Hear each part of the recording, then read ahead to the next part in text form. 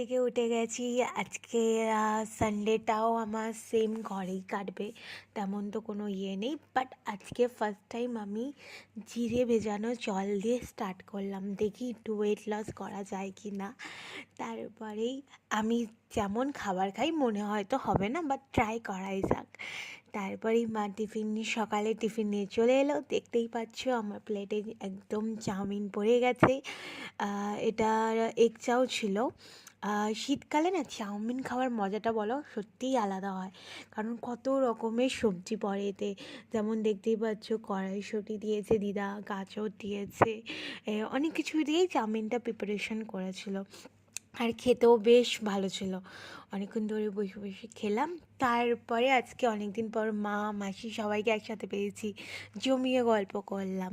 গল্প করার পর তারপরে পাশ দিয়ে তো আখের রস যাচ্ছিলো। এবার আখের রস খেতে তো আমি খুব ভালোবাসি, তাই আখের রস গিয়ে নিয়ে খেলাম। মারা তো খেলো না। তারপরে এইভাবেই আজকের সকালটা আমার শুরু হলো। বেশ মজায় কাটলো। তোমাদের সবাইকে বলছি, ভিডিও যদি ভালো লাগে তাহলে লাইক করো অ্যান্ড সাবস্ক্রাইব। Bye bye.